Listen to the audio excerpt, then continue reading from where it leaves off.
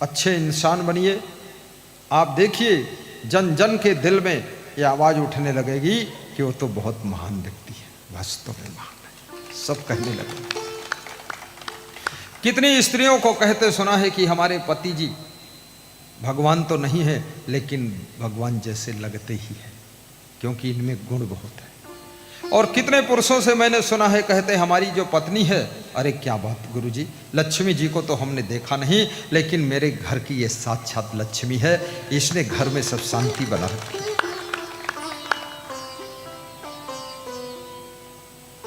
और कितने माता पिता को कहते सुना हो कि मेरी बेटी ऐसी बेटी है, भगवान सबको ऐसी बेटी दे।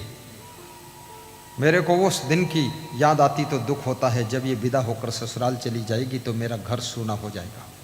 इस बेटी में कितने गुण हैं, ये रंगोली बनाती है, पर्दे ठीक करती है, साफ सफाई करती है, मोबाइल में हर समय बिजी नहीं रहती है और पढ़ाई भी अच्छी करती है, भोजन भी फट से बना देती है, नाश्ता बना देती है, नाराज नहीं होती है और माता पिता के पास में बैठ करके मीठी मीठी बातें भी करती है। ये बेटी नहीं है, ये तो पंच कन्या में से एक कन्या पैदा हुई है। कितने गुरु लोगों को मैंने देखा, उनको ऐसे शिष्य मिले हैं, महान शिष्य, और उन शिष्यों के साथ में गुरु भी मंद मंद मुस्कुराता रहता है। और कितने गुरुओं को तो ऐसे शिष्य मिले हैं, शिष्य के नाम पर शत्रु मिले, गुरु का ही कमंडल चुराते रहते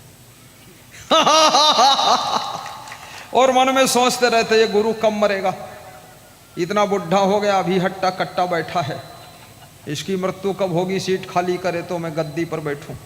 और किसी की गद्दी पर बैठने की इच्छा रखने वाले लोग स्वयं बहुत रद्दी होते हैं, स्वयं बहुत रद्दी होते हैं। किसी की गद्दी की जरूरत ही नहीं है, सोने चलिए तो गद्दा की जरूरत है, किसी की गद्दी की आवश्यकता नहीं है। सबसे बड़ी गद्दी है मानवता की गद्दी, सबसे बड़ी गद्दी है सेवा की गद्दी, सबसे बड़ी गद्दी है परमार्थ की गद्दी, धर्मार्थ की गद्दी, भक्ति की गद्दी, और सबसे बड़ी गद्दी है, याद रखना, वैराग्य की गद्दी साधु के लिए सबसे बड़ी गद्दी है। किसी की गद्दी लेने की जरूरत ही नहीं है। मैं एक बार जामनगर गया था गुजरात में, वहां के महंत ने कहा मेरी गद्दी ले लो, 200 एकड़ जमीन है, 200-400 गायें हैं, हॉस्पिटल है, ये है वो है। तो मैंने सिर खुजलाया, हमने कहा गद्दी, हम तो गद्दी लेंगे नहीं। बोले तुम्हारे गुरु के पास क्या है? हमारे गुरु के पास गुरु है और क्या है, गुरु के पास और क्या लेना। गुरु का धन दौलत देख करके जो उसको गुरु बनाता है वो गुरु बनाने नहीं गया है, वो कुछ दूसरे जुगाड़ से गया। याद रखना, अपने नियम संयम की गद्दी पर विराजमान हो जाइए। आपकी प्रतिभा, आपकी आभा, आपका औरा और आपकी गुणवत्ता और आपका रहन सहन,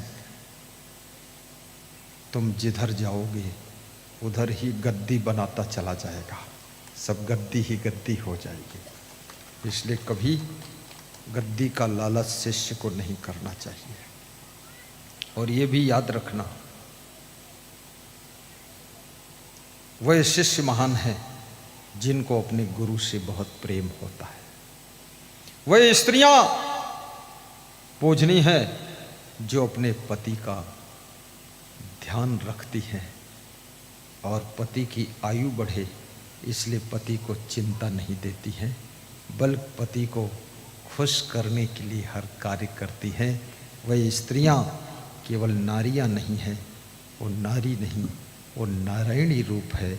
और ऐसी नारी जिस घर में रहती है वो घर देखने में तो घर लगता है, परंतु सच में वो घर मंदिर होता है, वो घर मंदिर होता है। तालियां जोर से बजाइए, ये महादेव का स्थान है। महादेव कोई मामूली नहीं थे, महादेव नृत्य भी करते थे, डमरू भी बजाते थे, और महादेव त्रिशूल रखते थे। महादेव बड़े मस्त मौला थे। और महादेव का नृत्य आपने देखा? कभी नहीं देखा, देखना भी मत, तुम्हारे लिए नाचते भी नहीं, वो तो अपनी धर्म पत्नी को खुश करने के लिए नाचते थे। और महादेव सीखना है तो आप भी अपनी धर्म पत्नी को खुश करने के लिए थोड़ा कमर उमर हिला दिया करो, नाच दिया करो।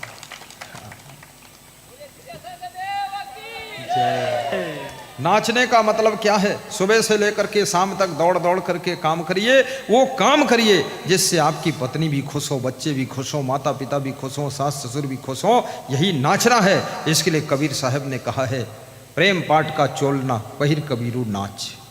प्रेम रूपी कपड़ा पहन करके कबीर साहब कहते हैं सुबह से लेकर शाम तक कार्य करो, यही नाचना है। प्रेम रूपी कपड़ा पहनो और प्रेम से जो कार्य करोगे, याद रखना वो कार्य सफल भी होगा, साथ में उस कार्य में थकान नहीं आएगी और उस कार्य में मुस्कान आएगी और बहुत अच्छा लगेगा। प्रेम से करो। विद्यार्थी को प्रेम से पढ़ाई करना चाहिए। कितने विद्यार्थी दबाव प्रभाव में पढ़ाई करते हैं, माँ बाप के डर से पढ़ाई करते हैं, शिक्षकों के डर से पढ़ाई करते हैं। डर से नहीं, प्रेम से करो, रुचि से करो, अपने मन से करो, आनंद से करो। धीरू भाई अंबानी अपने कर्मचारियों से पूछा करते थे कभी कभी कि काम करने में आनंद आ रहा कि नहीं। कर्मचारी मुस्करा देते थे, आनंद आ रहा है। बोले अगर तुम्हें आनंद आ रहा है तो तुम्हारे काम के परिणाम में हमको भी आनंद आने वाला है। आनंद आना चाहिए। रोटी बनाने में भी आनंद आए, भोजन बनाने में आनंद आए, कपड़ा धोने में आनंद आए, गाड़ी चलाने में आनंद आए, भजन गाने में आनंद आए। हमारे साथ में संत लोग भजन गाते हैं, उनको बड़ा आनंद आता है। दूसरे का आए चाहे ना आए, उनको आ जाता है। दो संत हमारी टीम में बहुत अच्छे गायक हैं, प्रेमपाल दास और सर्वेश दास। वो गाने को नहीं पाते हैं तो उनको आनंद कम आता है। जो गाने को मिल जाता है ना, अरे क्या बात है, आनंद आ जाता है। प्रवचन करने में भी आनंद आना चाहिए, गाने में भी आनंद आना चाहिए।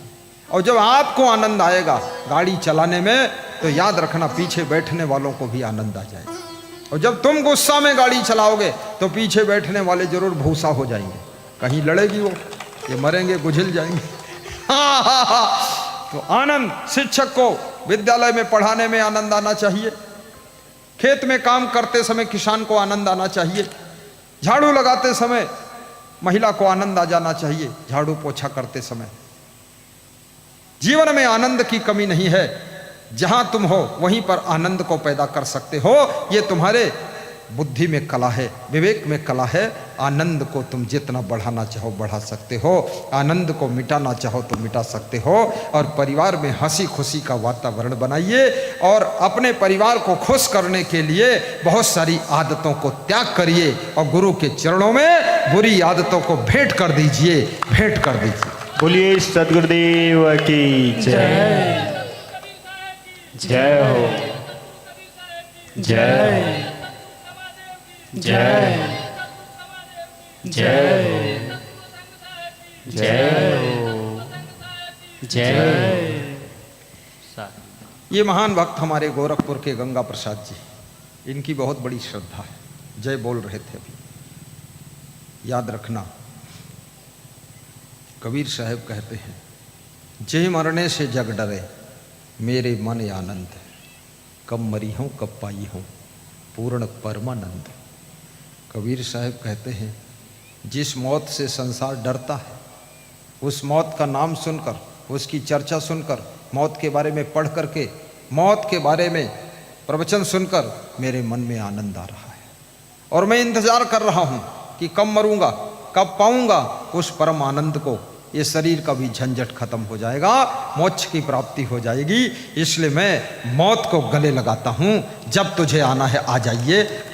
मौत हजारों बार आई है, लाखों बार आई है, तुम्हारे शरीर को मार सकती है, तुमको नहीं मार सकती है। तुम शरीर नहीं हो, तुम शरीर के भीतर छुपे हुए परम तत्व परमात्मा रूपी आत्मा हो। आत्मा को मौत मार नहीं सकती है, केवल शरीर के पिंजड़े को चेंज कर सकती है। इसलिए मौत से डरने की बात ही नहीं है। मौत का स्वागत कीजिए, ये पुराना पिंजड़ा चेंज हो जाए और नया पिंजड़ा आपको प्राप्त हो जाए।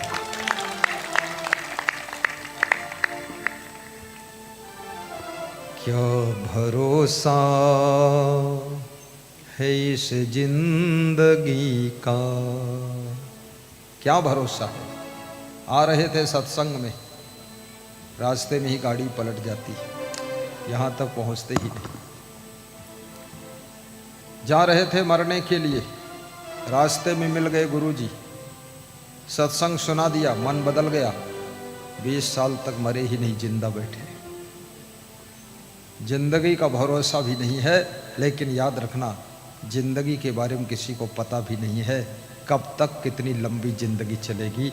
इसलिए जिंदगी की व्यवस्था को सही संभाल कर रखिए और प्रीति करो निर्वाह करो अनरीति करो वही कहना है।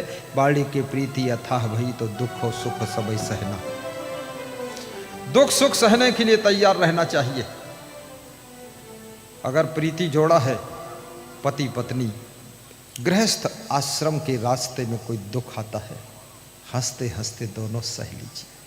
ऐसा नहीं एक दूसरे का साथ छोड़कर भाग गए आप, उचित नहीं है। संत जीवन में कोई दुख आता है गुरु शिष्य दोनों हंसते हंसते दुख को पार कर दीजिए। याद रखना परस्पर का प्रेम दुख के कांटों को भी सुख के फूलों में बदलने की ताकत रखता है।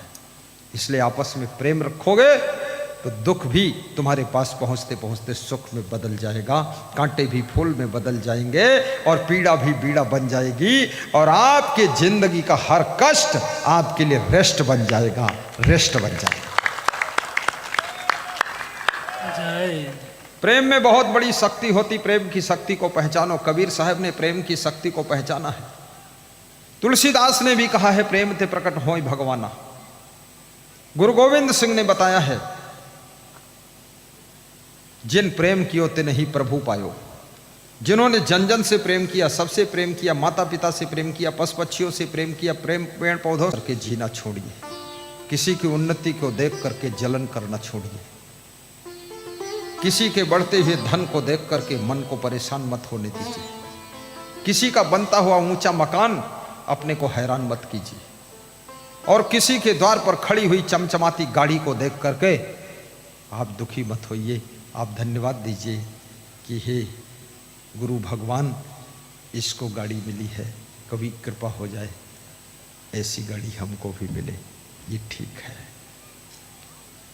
मैं जब पैदल चलता था 8 साल पैदल चला हूँ तो सड़क पर जो गाड़ी निकलती थी हमारे साथ में छोटे छोटे शिष्य थे, नाम था अनुभव दास, प्रवीण दास, नवीन दास।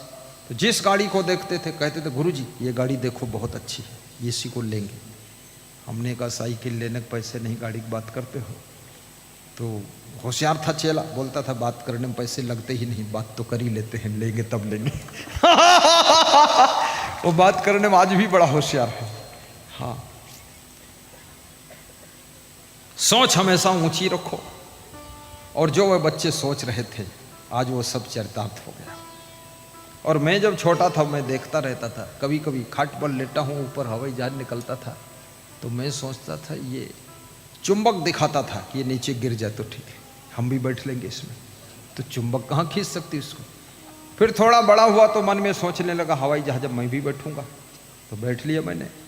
फिर अब क्या सोच रहा हूँ, अब सोच रहा हूँ कुछ नहीं सोच रहा हूँ, जो सोच रहा हूँ वो सोच रहा हूँ। तो क्यों नहीं बता रहे हो जो सोच रहे हो?